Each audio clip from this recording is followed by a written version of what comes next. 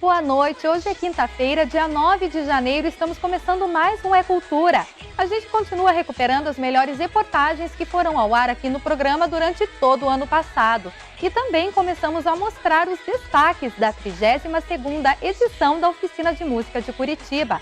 Então no programa de hoje você vai ver os concertos de um quinteto de sopros português e da pianista polonesa Madalena Lisa. Um programa que leva o universo das lendas populares para a internet. A filha de Martinho da Vila que coloca piano clássico no samba. E o barulho dançante da dupla Sleigh Bells. Tudo isso a partir de agora.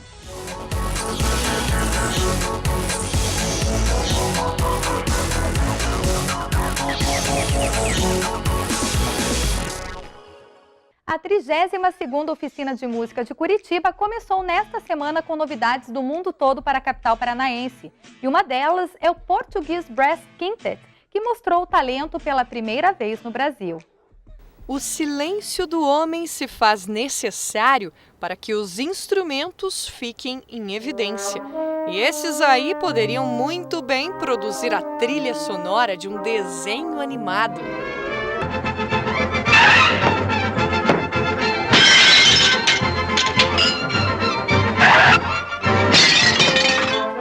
Mas o Portuguese Brass Quintet, composto por músicos de câmara da Orquestra Sinfônica Portuguesa do Teatro Nacional de São Carlos, possui um repertório que passa pelo clássico, jazz e até o pop. O grupo se dedica a estudar e lecionar o que de melhor produz no palco.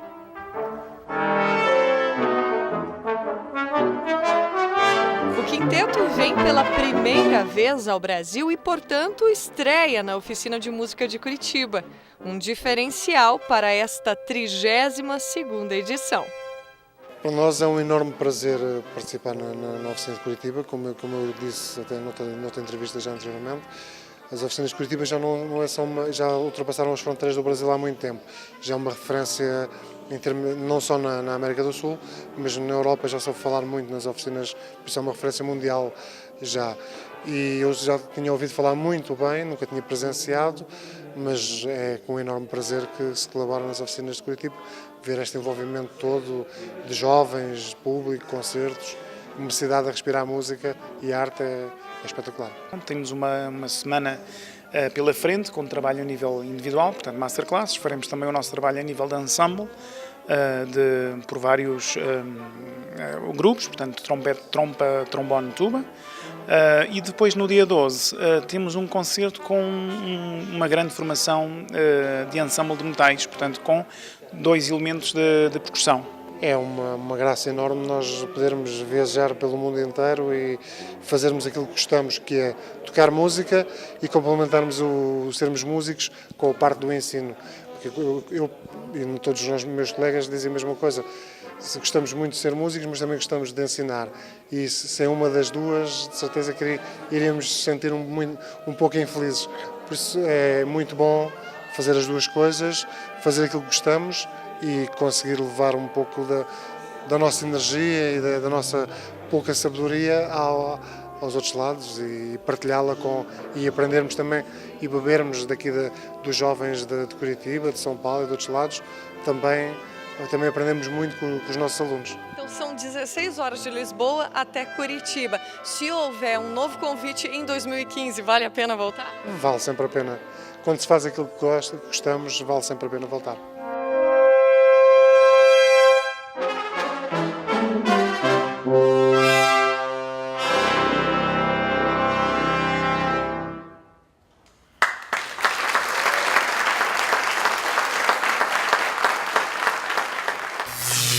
Beethoven, Chopin e Groetsky foram os compositores escolhidos da pianista polonesa Madalena Lisa para apresentação na Capela Santa Maria. O recital fez parte da primeira semana da 32ª Oficina de Música de Curitiba. Confira.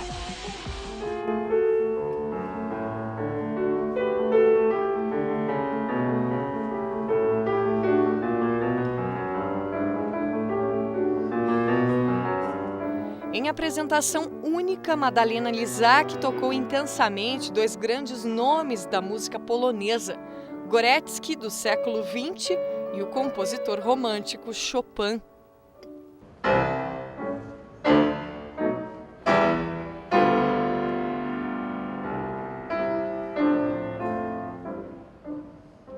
Também romântico, o alemão Beethoven teve abertura para a interpretação da pianista. É a primeira vez que Madalena participa da Oficina de Música de Curitiba. Para o palestrante Marco Aurélio Cointop, oportunidade rara de presenciar a música erudita, especialmente polonesa. Uma pianista polonesa tocando duas obras, né, de compositores poloneses, ou seja, né, bem dentro da sua preferência e da sua especialidade, né? E além das duas sonatas de Beethoven também, que são fantásticas, né, dentro do repertório pianístico, né, fazem parte de qualquer programa de escola, enfim, né, todas as 4 peças são muito importantes dentro do repertório pianístico, né?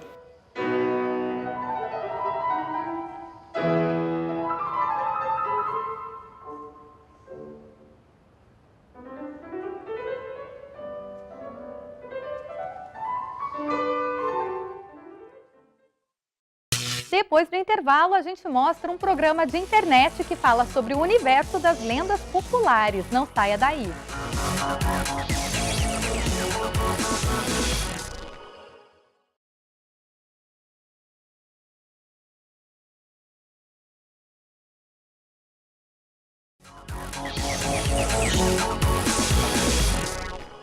Feito para ser veiculado na internet, o programa Será que é Lenda? Leva para a tecnologia de hoje as tradições históricas do folclore brasileiro. Conheça mais sobre essa interessante ideia que se destacou na rede durante o ano de 2013. Resta um. Será que ele ainda está aí, no Lago do Barigui? E agora, será que a lenda continua? Daiane, Lucas, Luiz e Danilo. Esse grupo de estudantes de jornalismo resolveu criar um programa na internet sobre os mistérios e as curiosidades que rondam algumas situações pitorescas aqui da capital. Contos que são passados de boca em boca através dos anos. Se você é curitibano, você já ouviu falar da história do jacaré do Barigui. Agora, como o jacaré foi parar lá no Parque Barigui, isso são outros 500. Agora, muitas são as explicações e uma dessas tantas explicações virou lenda, é explicada através da lenda, por meio da lenda. E esse foi o tema do programa Será que é Lenda? Como roteirista, o Danilo, que está aqui ao nosso lado. Danilo, antes de tudo, como surgiu essa ideia de explorar a lenda pela internet? Então, a gente queria fazer um programa que explorasse um pouco um lado, misturasse entretenimento com jornalismo. Então, a gente acabou encontrando sobre lendas urbanas, a gente falou, hoje em dia muitas pessoas não falam sobre lendas urbanas, as lendas urbanas estão um pouco perdidas, né, no vocabulário urbano. Então, a gente decidiu fazer um programa voltado para lendas e tentar desmistificar, contar a história dela, contar se essa lenda ela pode ser verídica ou não, porque é meio difícil você saber se uma lenda é verdade ou não. Então, daí a gente acabou decidindo fazer o piloto através do Jacaré do Barigui, que a gente sabia que tinha tido o jacaré, a gente nunca tinha ouvido falar uma lenda sobre o jacaré, a gente acabou unindo os dois para fazer um programa. Pelo que consta, nem vocês imaginavam, vocês criadores do programa, imaginavam um número fantástico de visualizações. Pegou de surpresa? E qual motivo você atribui às pessoas terem essa curiosidade tão grande em cima do tema que é polêmico, do jacaré do Barigui? Então, a gente não esperava mesmo ter tanta repercussão, tantas visualizações como teve, e ter uma resposta tão boa do público logo no primeiro programa, que a gente até falava que o primeiro programa ia ser uma base para a gente saber se ia dar certo ou não continuar falando sobre lendas, fazendo um programa sobre lendas. E eu acho que esse papo da internet mesmo, ter uma linguagem tão livre, e a gente ter feito um programa misturando um pouco tons de humor, informações verídicas, informações fictícias sobre o jacaré, e acho que chama a atenção do público. Eu acho que todo mundo gosta de lenda, acho que é muito difícil você encontrar uma pessoa que fala, não gosto de lendas urbanas, não gosto de saber se é verdade ou não. Então, acho que esse fato de resgatar um pouco essas lendas urbanas fez a gente ter bastante acessos mesmo ao vídeo que está no YouTube. O caso do jacaré do Barigui, que a gente está dando tanta atenção, ele pertence apenas ao primeiro episódio do programa. Aí, logicamente, embora você não tenha assistido, né, o pessoal em casa que ainda não assistiu, dá para saber mais ou menos qual que é o enredo da situação lá do jacaré do Barigui? Qual é a lenda, qual é a parte real, como ele foi parar lá, enfim. Então, tem muitas histórias de como ele foi parar lá, né? Muitas pessoas falam que ele foi pego no Pantanal e largaram ele no parque, ou ele já estava lá desde sempre, e ancestrais dele estavam lá. Mas a gente usa a história, a lenda, ela começa falando dos princípios do Parque Barigui, que o parque só foi criado na década de 70, bem antes a gente começa a lenda, falando sobre... É uma lenda indígena, a gente começa a falar de índios, depois a gente fala um pouco como surgiu o Parque Barigui, o que o Parque Barigui era antigamente, e a gente fala que chegou a ter, em 2008, 3 jacarés no parque. A gente fala como surgiu um jacaré, os outros 2 a gente não sabe como eles acabaram lá. E a gente conta também que 2 foram pegos e ainda a gente não sabe o que aconteceu, então ainda fica aquele tonzinho assim de lenda, assim, mas o público tem que assistir para entender certinho, para ver qual que é a lenda mesmo, que é uma história dá para dizer que é até uma história de romance essa lenda do jacaré do Barigui. E essa história da lenda, né, da aceitação do público, não pegou vocês de surpresa, no sentido que a lenda, o lado folclórico, mitológico, remete à questão antiga, de anos atrás, e a aceitação hoje no mundo moderno, que o acúmulo de informações é simplesmente fantástico, das pessoas têm o desejo de resgatar isso, o antigo? Não pegou vocês de surpresa nesse sentido? Pegou, isso foi um dos pontos que nos surpreendeu bastante, que a gente não sabia como seria a aceitação do público da gente falar de assuntos que hoje em dia não estão na moda. Hoje em dia está na moda você falar sobre vários assuntos, mas sobre lendas não está na moda. Então pegou um pouco a gente de surpresa, até mesmo porque saber que as pessoas ainda estão interessadas em saber, em conhecer lendas. E eu acho que o que foi o diferencial disso tudo foi que a gente fez uma linguagem moderna para falar de um assunto, podemos dizer, antigo. Então acho que essa união dos dois acabou trazendo a aceitação do público para o nosso lado. E todo curitibano que se preze conhece a lenda do jacaré aqui no Barigui. As lendas são apresentadas por todos os integrantes. A ideia é, quanto mais dinâmico, melhor. Só que a tal lenda urbana do Barigui é um jacaré que veio lá do Pantanal.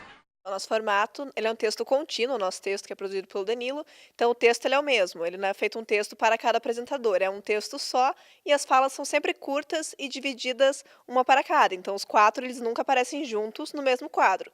Cada um se divide para criar uma apresentação mais dinâmica, mais com cara de internet mesmo, porque internet tem que ser uma coisa rápida, tem que ser uma coisa que não canse quem está vendo. Então, devido a essa exigência desse meio da internet, a gente procurou esse texto que dividisse as falas para que a pessoa não se canse de uma pessoa falando por muito tempo. Então, são esquetes curtas, com cada um falando uma frase curta, que é um texto contínuo que forma o quadro Será que é Lenda? Uma possível tradução do termo Barigui é água de mosca. Aos internautas de plantão, vale avisar que a história do jacaré do Parque Barigui é só o começo. A tradução alternativa é vista apenas em uma das histórias envolvendo o nome do parque. A gente está fazendo um programa no setor histórico de Curitiba, o Largo da Ordem. Eu tenho autorizações expressas para não revelar sobre o que é, mas é de um monumento lá do Largo da Ordem. Tem uma lenda muito interessante sobre ele, saindo um pouco de parques e indo um pouco para construções. É sobre isso que é o próximo Será que é Lenda? E o Largo da Ordem também possui uma vida noturna intensa, pois aqui existem vários bares. Eu acho que vai ser muito mais curiosa, inclusive. Tem ali uma questão de tesouro, uma questão de compra. Acho que é um pouco melhor até, inclusive, do que a história do jacaré do Barigui. Mas você sabia que esse local tão importante da cidade também abriga uma lenda? No próximo bloco, você vê uma das filhas de Martinho da Vila colocando o piano clássico no samba. Voltamos já.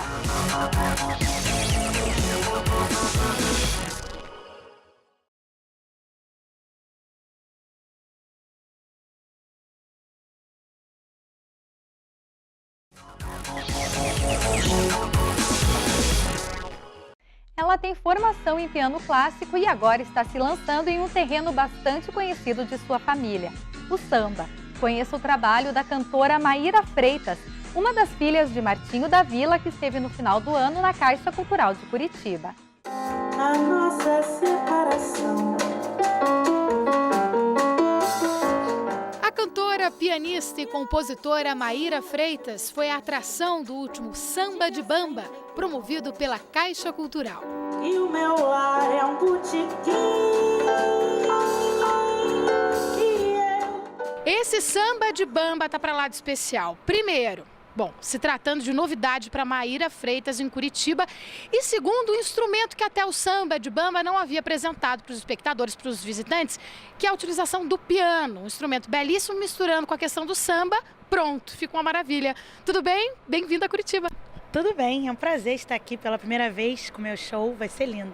Maíra, vamos falar um pouquinho do biscoito fino, como foi aí o processo de criação dele, de elaboração, com a contribuição inclusive da sua irmã, da Martinália.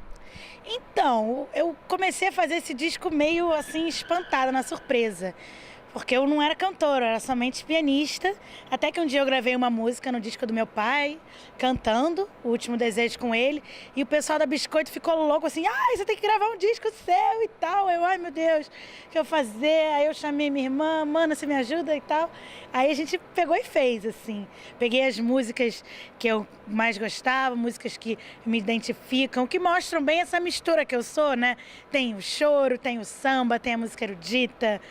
Tem, enfim, Chico Buarque, tem Paulo na viola. Por isso eu deixo em aberto meu saldo de sentimentos. A cantora surpreendeu o público com um repertório bastante variado, contando inclusive com algumas composições do pai, o ilustre sambista Martinho da Vila.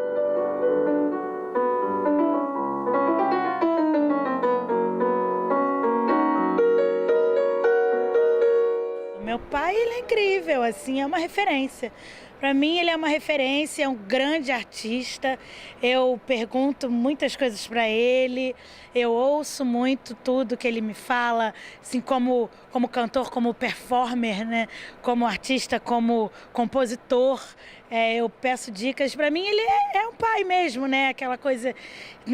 Para mim, é um privilégio ter como ligar para ele e perguntar, pô, pai, você acha que essa música aqui tá legal? Você acha que eu boto isso aqui, não sei o quê?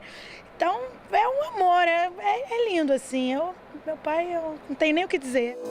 Não engolo a fruta e o caroço, minha vida é tutano, é osso. A presença de Maíra Freitas nessa edição do Samba de Bamba é a prova viva que o projeto segue a todo vapor. E vale se programar, porque nos próximos meses, mais novidades vão pintar no caminho. Quem mandava em mim nem nasceu. Em setembro, o grupo de São Paulo, Quinteto em Branco e Preto, ele ganhou, inclusive, o prêmio de melhor grupo de samba pelo Prêmio da Música Brasileira, que foi o antigo Prêmio Sharp, né, que foi entregue no Teatro Municipal do Rio de Janeiro esse ano.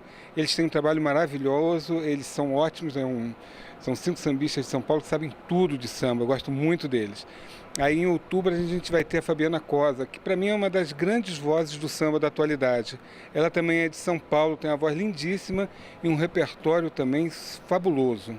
E a gente encerra com a Tereza Cristina, que eu acho que de certa forma é uma das responsáveis por tudo ter acontecido na renovação do samba, né? A Tereza Cristina, ela vem daquela escola de renovação da Lapa, no Rio de Janeiro, né, junto com o Grupo Semente, mas a apresentação dela acho que não vai ser com o grupo, se eu não me engano vai ser ela com Paulão 7 Cordas para encerrar o projeto em novembro. Ensina a gente a viver, sabendo que só o tempo ensina a gente a viver.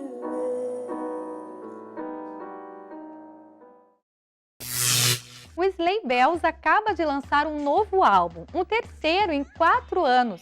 E a dupla continua fazendo muito mais barulho do que diz o seu nome, que em português significa sinos de trenó.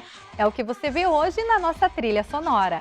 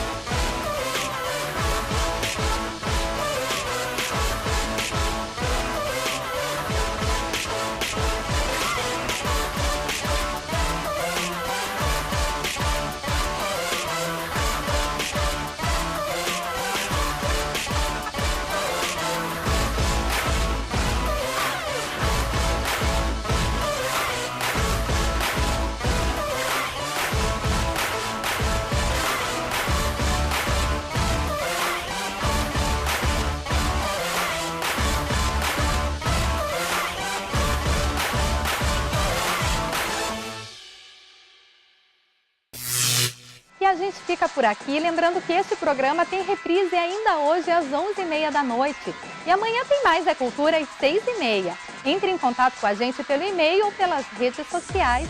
Até amanhã!